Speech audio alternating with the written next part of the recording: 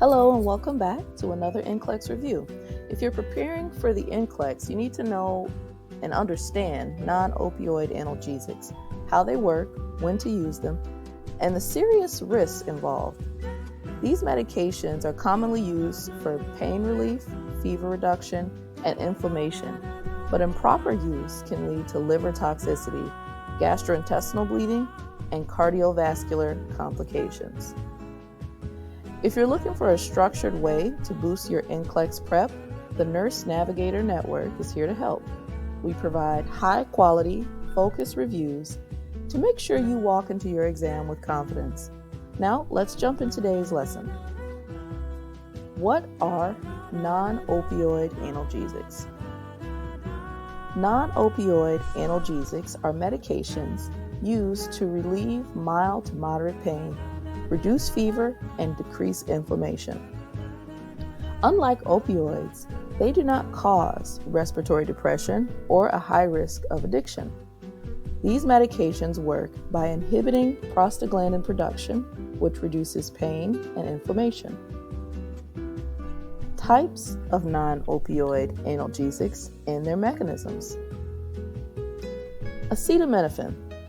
This medication inhibits prostaglandin synthesis in the central nervous system, reducing pain and fever, but has no anti-inflammatory properties. So you use this one for mild pain or fever reduction.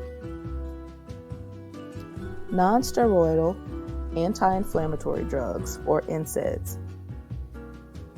These inhibit COX-1 and COX-2 enzymes to reduce pain, inflammation, and fever. Some examples of NSAIDs are aspirin, ibuprofen, naproxen, and celecoxib. Aspirin is for pain relief, fever, and cardiovascular protection. The ibuprofen is for pain relief, inflammation, and fever reduction.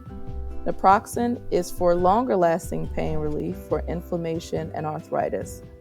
And then that celecoxib or celecoxib is for selective COX-2 inhibitors. That's what it is. It's a selective COX-2 inhibitor, and it reduces inflammation with less GI irritation. Tramadol. This is a centrally acting analgesic that binds to opioid receptors and inhibits norepinephrine and serotonin reuptake. This is used for moderate pain and chronic pain management. Common uses for non-opioid analgesics. Non-opioid analgesics are widely prescribed for various conditions. Here are the most common indications: mild to moderate pain, inflammation reduction, fever reduction, arthritis and joint pain, menstrual cramps, migraine relief, cardiovascular protection. Side effects and nursing considerations. Number 1, liver toxicity. This is a priority question that you can come across as far as acetaminophen or Tylenol. High doses are greater than 4,000 milligrams per day.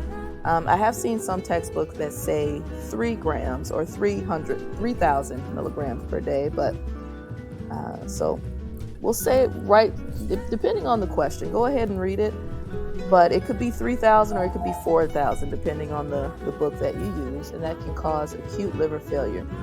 You want to avoid alcohol while taking acetaminophen, and the antidote for any kind of overdose would be the mucomist or acetylcysteine. Gastrointestinal bleeding. NSAIDs and aspirin increase the risk for GI bleed. NSAIDs and aspirin, they can cause gastric ulcers and bleeding. You want to avoid in patients with peptic ulcer disease or a history of GI bleeds. And you can take these medications with food to reduce stomach irritation. Cardiovascular risk. Celecoxib has a black box warning. This medication increases the risk of heart attack or stroke. You want to use it cautiously in patients with heart disease or hypertension. Reye syndrome. Aspirin in children. Aspirin should not be given to children with viral infections or flu-like symptoms because of the risk of Reye's syndrome. You want to use acetaminophen or ibuprofen instead. Risk of seizures and serotonin syndrome. Tramadol CNS effects. Tramadol lowers seizure threshold, avoid in patients with seizure disorders. This can cause serotonin syndrome if combined with SSRIs or MAOIs. NCLEX review questions. Question number 1. A nurse is caring for a patient with osteoarthritis who is prescribed celecoxib. The nurse knows that which of the following conditions is a contraindication for this medication? A. Hypertension. B. Peptic ulcer disease. C. Type 2 diabetes. Or D. Chronic kidney disease. The correct answer? A. Hypertension. Celecoxib increases the risk of cardiovascular events such as heart attack and stroke, making it unsafe for patients with hypertension or heart disease. Question 2. A patient presents to the emergency department with nausea, vomiting, jaundice, and history of taking 6,000 milligrams of acetaminophen in the past 24 hours. Which intervention should the nurse anticipate? A. Administer activated charcoal. B. Administer acetylcysteine. C. Prepare for emergency dialysis. D. Administer sodium bicarbonate. The correct answer is B. Administer acetylcysteine. The rationale here: acetylcysteine is the antidote for acetaminophen overdose and helps prevent liver failure. Question 3. A patient taking ibuprofen for chronic back pain asked the nurse how to reduce the risk of gastrointestinal irritation. Which statement by the nurse is correct? A. Take the medication on an empty stomach for faster absorption. B. Avoid drinking milk while taking ibuprofen. C. Take ibuprofen with food or milk to reduce stomach upset. D. Crush the tablet before taking it to make it easier to digest. The correct answer here is C. Take ibuprofen with food or milk to reduce stomach upset. And the rationale is taking NSAIDs with food or milk helps reduce the risk of GI irritation and ulcers. Question 4. A nurse is administering aspirin to a patient for cardiovascular protection. Which statement by the patient indicates a need for further teaching? A. I should take this medication with food to protect my stomach. B. I can stop taking this medication if I feel fine. C. I should notify my provider if I notice black stools.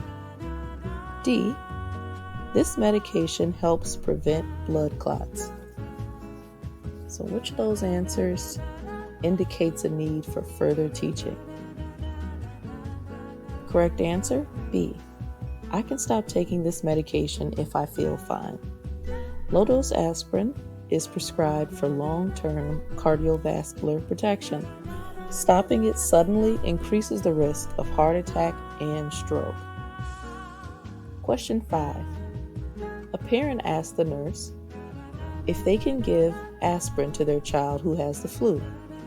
What is the nurse's best response? A. Aspirin is safe to use for fever reduction in children. B.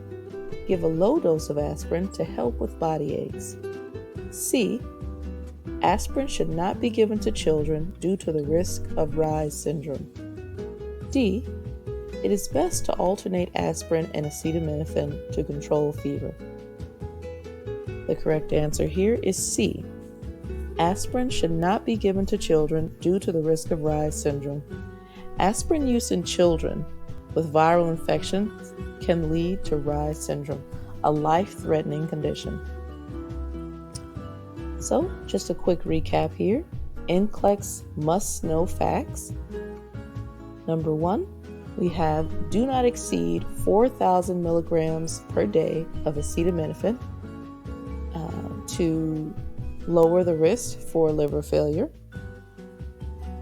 Number 2, NSAIDs and aspirin increase GI bleed risk, so you want to take those with food. Number 3, celecoxib has a black box warning for cardiovascular risk. Number 4, aspirin should never be given to children because of the risk of Reye syndrome. And number 5, tramadol lowers the seizure threshold and can cause serotonin syndrome. Okay, thank you guys so much for tuning in for this video. Please like, subscribe, and if there's any other topics you'd like us to cover, please go ahead and drop that down in the comments. Thanks so much, and we'll see you in the next video.